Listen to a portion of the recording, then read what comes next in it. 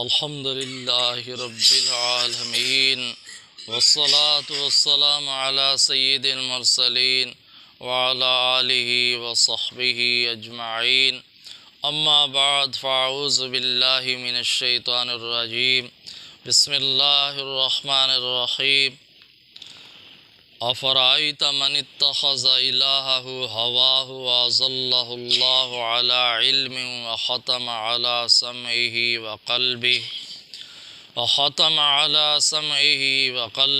وجعل على بصره غشاوة فمن يهديه من بعد الله أفلا تذكرون وقالوا ما هي إلا حياتنا الدنيا نموت ونحيا وما يهلكنا إلا الدهر وما لهم بذلك من علم إن هم إلا يظنون صدق الله العظيم وصدق رسوله النبي الكريم ونحن على ذلك من الشاهدين والشاكرين والحمد لله رب العالمين اللهم صل على محمد النبی الأمی وعلى آلہ وصحبہ وبارک وسلم۔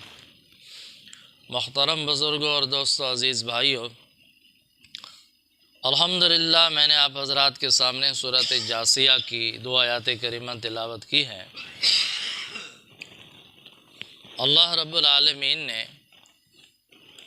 ان آیات کریمہ میں کافروں کا حال بیان فرمایا ہے۔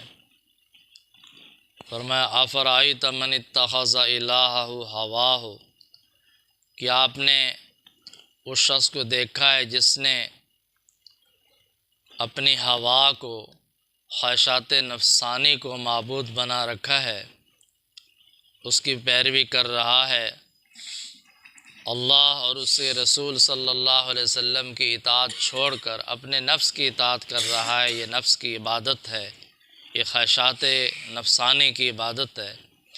وَأَضَلَّهُ اللَّهُ عَلَىٰ عِلْمٍ، اور اس کو اللہ تعالیٰ نے علم کے باوجود گمراہ کر دیا ہے، جانتے ہوئے، سمجھتے ہوئے، جاننے اور سمجھنے کے باوجود گمراہ ہو گیا۔ وَخَتَمَ عَلَىٰ سَمْعِهِ وَقَلْبِهِ، اللہ تعالیٰ نے اس کے کانوں پر، اس کے دل پر مہر لگا دی ہے۔ وَجَعَلَ عَلَىٰ بَصَرِهِ غِشَاوَةً، اور اس کی آنکھوں پر پردہ ڈال دیا ہے۔ اس نے اللہ کی ہدایت سے منہ موڑ دیا تو اللہ تعالیٰ نے بھی اس کو محروم کر دیا ہدایت سے۔ فَمَن يَهْدِيهِ مِن بَعْدِ اللَّهِ، فرمایا کہ اللہ کے بعد کون ہے جو اس کو ہدایت دے سکے۔ افلا تذکرون، کیا تم نصیحت حاصل نہیں کرتے؟ تو اس آیت کریمہ میں اللہ رب العالمین نے ارشاد فرمایا ہے کہ یہ جو کافر لوگ ہیں، دراصل انہوں نے اپنے ہوا کو، خواہشات نفسانی کو معبود بنایا ہوا ہے۔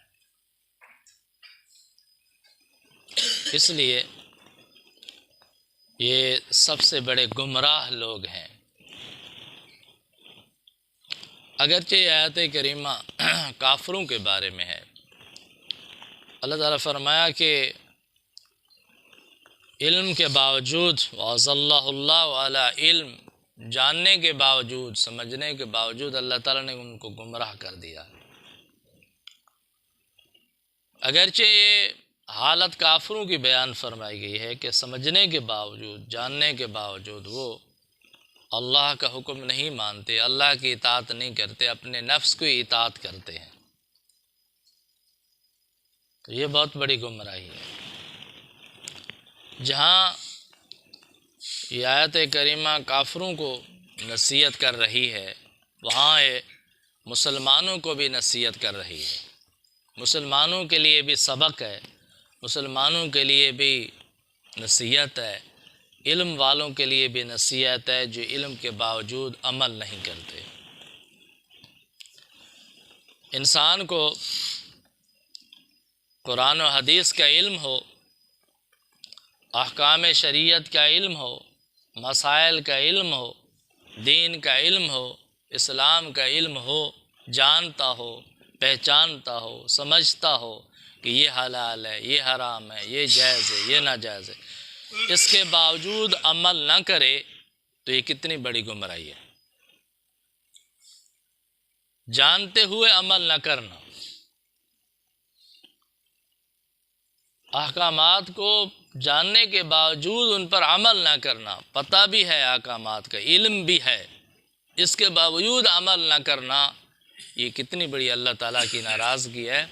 مشائخ حضرات فرماتے ہیں کہ علم کے باوجود اگر کوئی بندہ عمل نہیں کر رہا تو اس کو غور کرنا چاہیے کہ اس سے کوئی ایسی گستاخی ہوئی ہے جس کی وجہ سے اللہ تعالیٰ ناراض ہو گیا ہے۔ یہ اللہ تعالیٰ کی ناراضگی ہے، یہ اللہ کی طرف سے عذاب ہے، یہ اللہ تعالیٰ کی طرف سے سزا ہے کہ جاننے کے باوجود علم پر عمل نہیں ہو رہا، تو یہ سزا ہے اللہ تعالیٰ کی طرف سے۔ جاننے کے باوجود آدمی علم پر عمل کیوں نہیں کرتا؟ اس کی وجہ یہ ہوتی ہے کہ اصلاح نفس نہیں ہوتی، تزکیہ نفس نہیں ہوتا، اور جس آدمی کی اصلاح نفس نہ ہو، تزکیہ نفس نہ ہو، تو پھر اس پر خواہشات نفسانی غالب آ جاتی ہیں، جاننے کے باوجود اس کو عمل نہیں کرنے دیتی، اس کو خواہشات نفسانی اپنا تابع بنا لیتے ہیں، وہ نفس کا تابع ہوتا ہے، خواہشات نفسانی کے تابع ہوتا ہے، غلام ہوتا ہے، پتہ بھی ہوتا ہے کہ جائز ہے یا ناجائز، اس کے باوجود عمل نہیں کرتا، حلال حرام کا پتہ ہوتا ہے، اس کے باوجود تمیز نہیں کرتا۔ اس کی وجہ یہی ہوتی ہے کہ نفس کی اصلاح نہیں ہوتی، تزکیہ نفس نہیں ہوتا۔ علم کی دو قسمیں ہیں، حدیث پاک میں آیا جس کا مفہوم ہے کہ علم کی دو قسمیں ہیں۔ ایک وہ علم ہے جو دل میں اتر جاتا ہے، اس کو کہتے ہیں علم نافع، اور ایک وہ علم ہے جو زبان تک محدود رہتا ہے، اس کا دل تک اثر نہیں پہنچتا، وہ علم انسان پر حجت ہے۔ جس علم پر عمل ہو وہ علم نافع ہے، اس علم کی دعا کی گئی ہے۔ نبی کریم صلی اللہ علیہ وسلم نے دعا فرمائی، اللہم انا نسألک علما نافعا، اے اللہ مجھے علم نافع عطا فرما، علم نافع کی دعا فرمائی، علما نافعا۔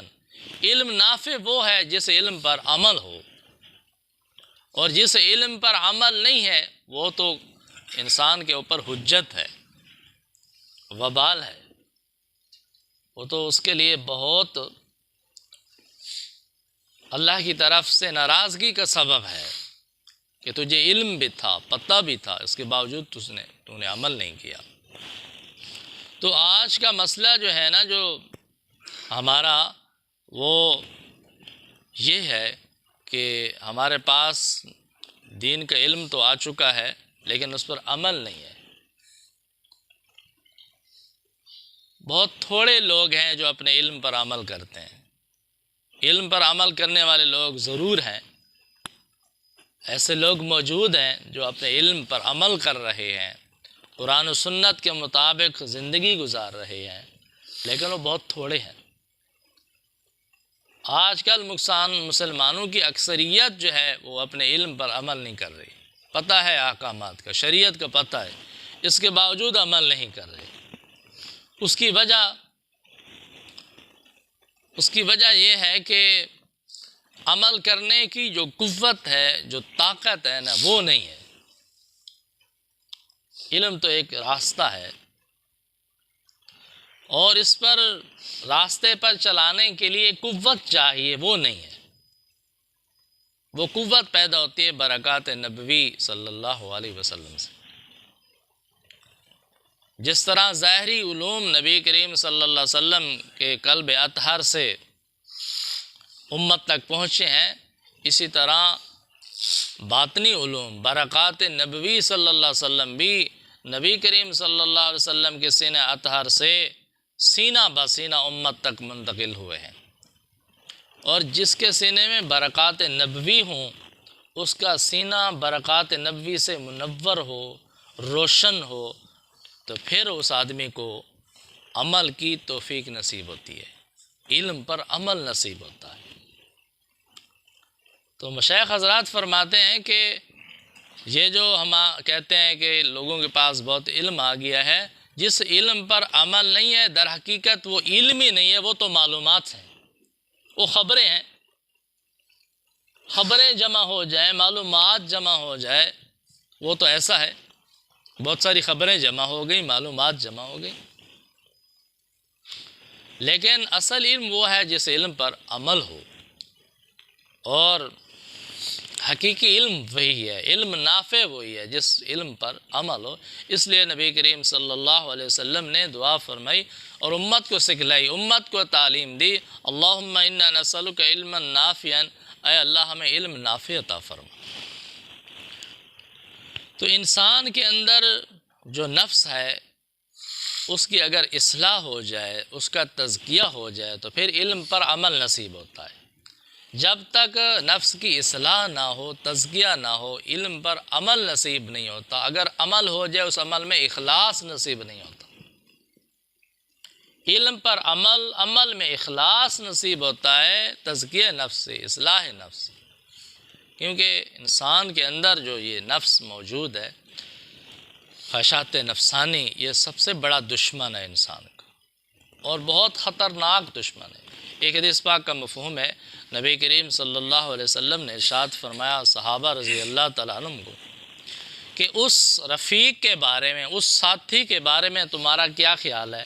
اگر اس کی عزت و اکرام کیا جائے، اس کو کھانا کھلایا جائے، اس کو کپڑے پہنایا جائیں، تو وہ انسان کو نقصان پہنچاتا ہے، برائی کرتا ہے انسان کی۔ اور اگر اس کی توہین کی جائے، اس کو بھوکا رکھا جائے، اس کو ننگا رکھا جائے، تو وہ بھلائی کرتا ہے۔ ایسے رفیق کے بارے میں، ایسے ساتھی کے بارے میں تمہارا کیا خیال ہے؟ تو صحابہ رضی اللہ تعالیٰ عنہم نے ارشاد عرض کی، یا رسول اللہ صلی اللہ علیہ وسلم، اس سے بڑا بدترین ساتھی تو پھر اور کوئی نہیں ہے۔ سب سے بدترین ساتھی تو یہ ہے کہ اس کی عزت کرو، اکرام کرو، کھانا کھلاؤ، کپڑے پہناؤ، تو وہ برائی کرتا ہے، نقصان پہنچاتا ہے۔ اس کی توہین کرو اور اس کو بھوکا رکھو، ننگا رکھو، تو پھر وہ بھلائی کرتا ہے، خیر خواہی کرتا ہے۔ یہ تو بہت بدترین ساتھی ہے، اس سے زیادہ بدترین ساتھی اور کوئی نہیں ہے۔ تو نبی کریم صلی اللہ علیہ وسلم نے ارشاد فرمایا کہ یہ ساتھی تمہارے پہلو میں موجود ہے،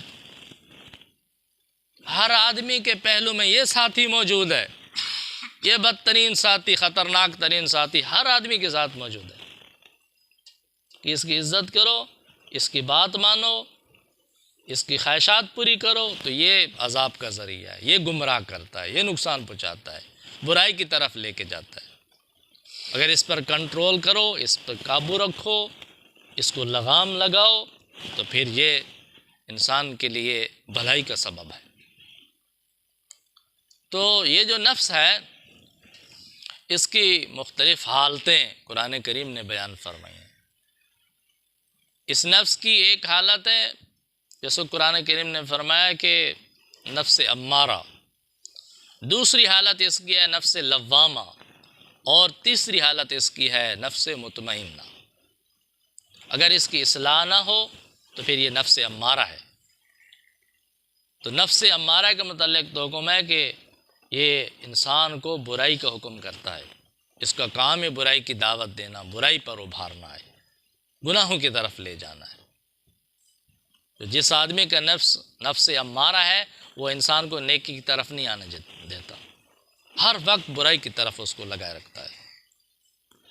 اور اگر اس پر محنت کی جائے، اس کی اصلاح کی جائے، تو وہ نفس لوامہ بن جاتا ہے۔ نفس لوامہ وہ ہوتا ہے کہ جو انسان کو برائی کرنے پر، گناہ کرنے پر ندامت کرتا ہے، شرمندگی دلاتا ہے، اس کو تاکید کرتا ہے غلط کر رہے ہو۔ تو ندامت دلانے والا جو نفس ہے، ملامت کرنے والا نفس، نفس لوامہ ہے۔ تو یہ نفس لوامہ کی حالت اس وقت ہوتی ہے کہ انسان کبھی نیکی کر لیتا ہے، کبھی نفس کی خواہشات غالب ہو جاتے ہیں، غفلت ہو جاتی ہے، تو برائی میں، گناہ میں مبتلا ہو جاتا ہے، لیکن نفس اس کو ملامت کرتا ہے کہ یہ غلط کیا تم نے، اتنی ملامت کرتا ہے کہ اس کو توبہ کرنے پر مجبور کر دیتا ہے کہ تو اس سے گناہ ہو گیا، بہت برا کیا، بہت غلط کیا، ملامت کرتا ہے حتیٰ کہ آدمی احساس اس میں پیدا ہو جاتا ہے کہ میں نے غلطی کی ہے، پھر وہ توبہ نصیب ہو جاتی ہے اس کو۔ اور تیسری حالت نفس کی ہے، نفس مطمئنہ، اس کی اتنی اصلاح کی جائے، اتنا اس کا تزکیہ کیا جائے کہ یہ اللہ کی اطاعت پر مطمئن ہو جائے، اللہ کی عبادت پر مطمئن ہو جائے، گناہوں کی طرف، برائی کی طرف اس کی رغبت بھی نہ ہو، اس کی رغبت ہی نیکی کی طرف ہو، رجحان ہی نیکی کی طرف ہو، ہر وقت نیکی کی طرف انسان کو لگائے رکھے، یہ ہوتا ہے نفس مطمئنہ۔ اور نفس مطمئنہ کے بارے میں قرآن کریم میں خوشخبری آئی ہے، یا ایتھا النفس المطمئنہ ارجعی الی ربک راضیۃ مرضیہ فادخلی فی عبادی وادخلی جنتی۔ جب موت کا وقت آتا ہے تو فرشتے آ کے کہتے ہیں، یا ایتھا النفس المطمئنہ، اے نفس مطمئن، اپنے رب کی طرف لوٹ، اپنے رب کی طرف آ جا، اس حال میں کہ رب تجھ سے راضی ہے، تو رب سے راضی ہے۔ پھر یہ انعام ملتے ہیں، خوشخبریاں ملتے ہیں، اصلاح نفس جس نے کی اور اس کا نفس نفس مطمئنہ بن۔ اب دوسری بات یہ کہ نفس کی اصلاح ہوتی کیسے ہے، نفس مطمئنہ کیسے بنتا ہے؟ یہ بنتا ہے اللہ والوں کی صحبت میں بیٹھنے سے، جو مشائخ اعظام ہیں، اولیاء اللہ کرام ہیں، جن کی خود اصلاح نفس ہو چکی ہے، جن کا تزکیہ نفس ہو چکا ہے، جن کے سینے روشن ہیں، برکات نبوی صلی اللہ علیہ وسلم سے منور ہیں، اور وہ مشائخ جو ان برکات کو تقسیم کر سکتے ہیں، اپنے مریدین کے سینوں میں منتقل کرنے کی صلاحیت ان میں پیدا ہو چکی ہے، ایسے مشائخ اللہ عالم کی صحبت میں بیٹھنے سے اصلاح نفس ہوتی ہے، تزکیہ نفس ہوتا ہے۔ تو دعا ہے کہ اللہ تعالیٰ ہم سب کو قرآن کریم کی ان ہدایات پر عمل کرنے کی توفیق عطا فرمائے۔ وآخر دعوانا الحمد للہ رب العالمین۔